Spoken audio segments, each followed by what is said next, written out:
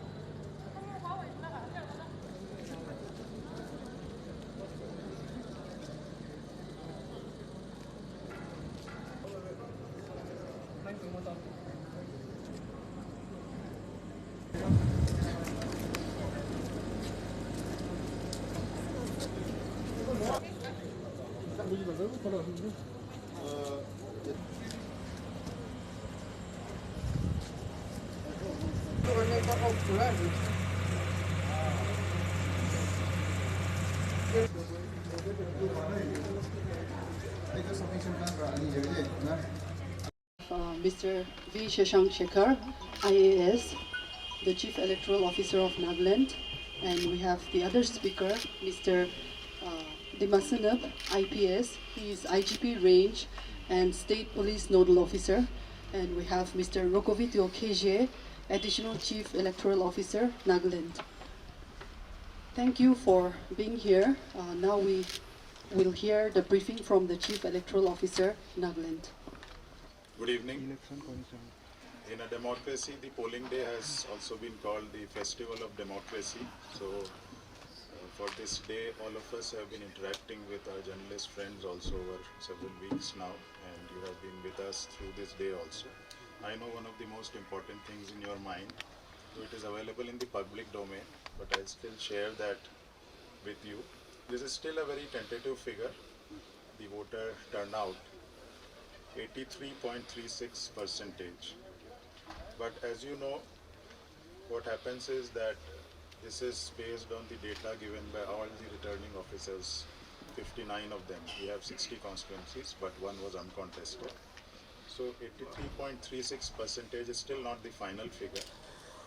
Some ROs, because of connectivity issues or some remote locations, if there are power issues, they will be further updating this. And the second aspect is also that, as you know, as per our election laws, 7 to 4 is the official time, but at 4 o'clock, if voters are there in the queue, they are given tokens and they are allowed to vote. So we had a rough estimate of how many polling booths such voting may continue beyond 4 p.m. So we have 171 polling stations where spread in all the districts where the number of voters is more than 1,000. So we were anticipating that there the voting will go on beyond 4 p.m. So as we compile the figures from these polling stations, as all the ROs are able to upload, this figure will certainly change.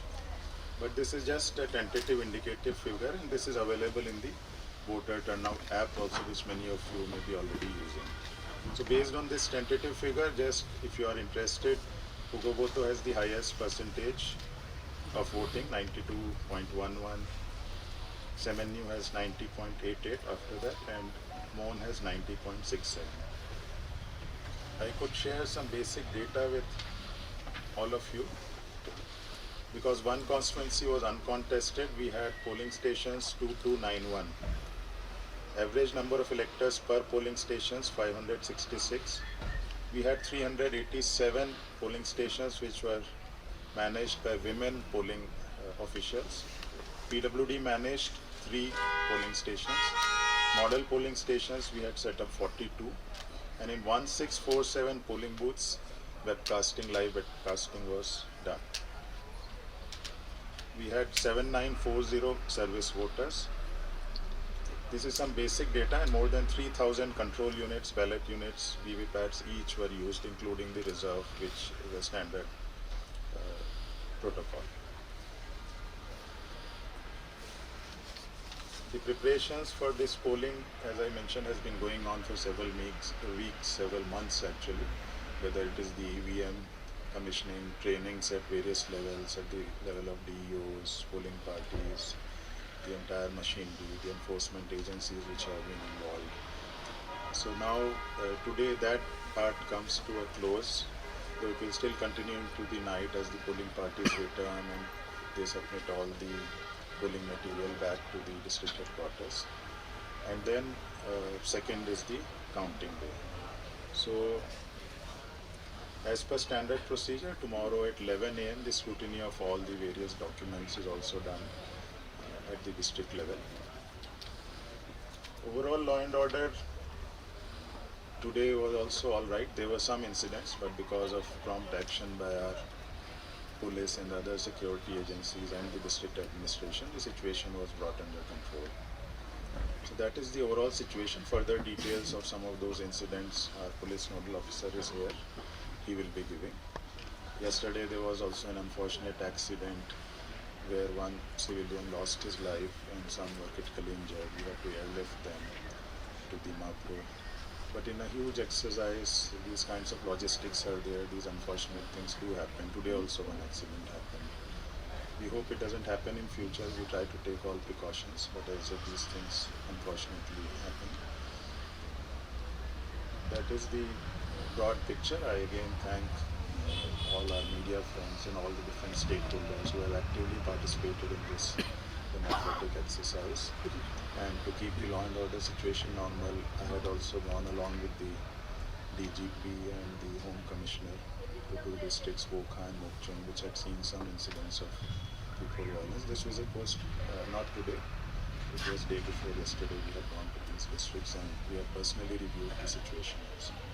So this is the broad picture.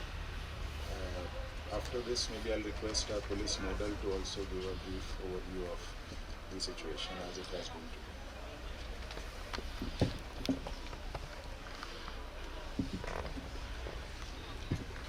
Thank you, sir, and my very most esteemed media friends. Like sir has already mentioned, the overall law and order situation today was by and large peaceful, barring a few incidents of concern which were raised in Wokha.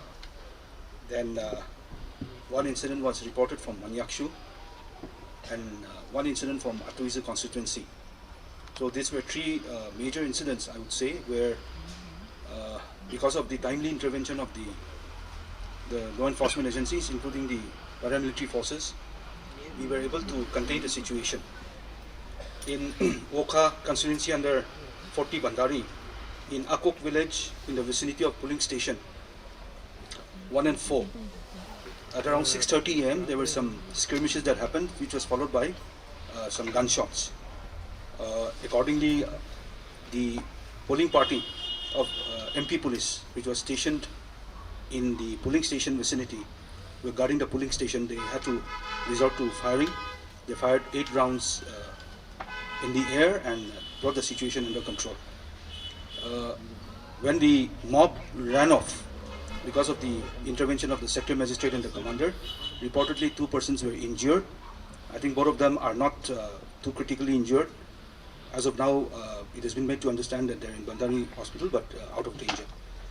So that was one incident that was reported early morning.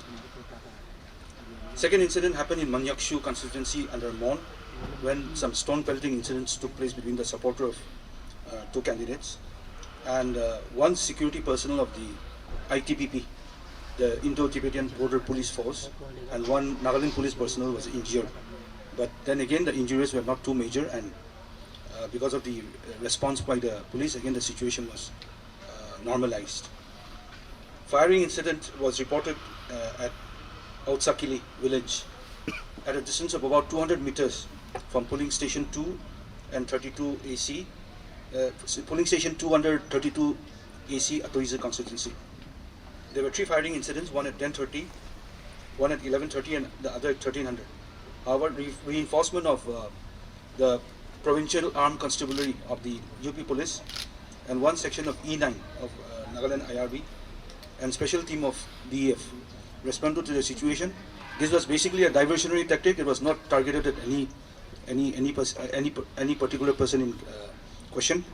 Basically, I think the miscreants were trying to take a diversionary tactic and carry out some firing. And these were all mostly blank firing, and no casualties or loss of life or property was reported. In an unfortunate incident, as Sir has already mentioned, an accident took place today again, while the team of the polling personnel and security personnel were returning back from Enrio Longcham, that is under Dalan subdivision. The vehicle which they were moving met with an accident, and one of the constables of the MP police unfortunately lost his life.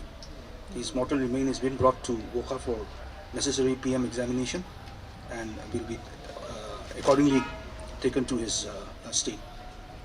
The rest of the persons, reportedly 3 injured, out of which 1 is seriously injured. They have been examined as of now in Wokha, and depending on the gravity of the injury, necessary evacuation process will be started early morning tomorrow.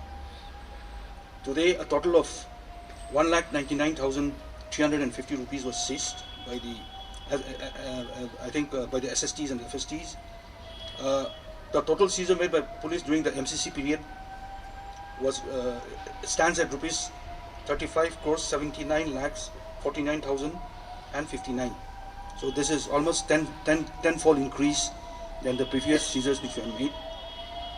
In the last 24 hours, nearly 80 persons were bound down, mostly in Dimapur and some in Mokokchung.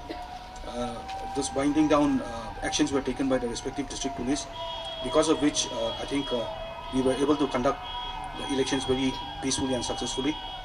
I would like to place on record the leadership provided by our DGP sir and all the senior officers in PHQ, and it has been a very well coordinated effort, though we had faced a lot of challenges in terms of skirmishes from different parts of the district.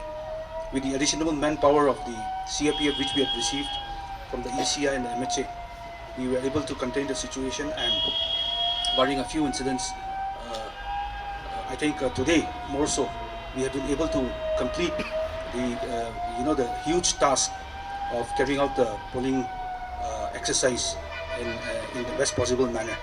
So this is from my side. Thank you.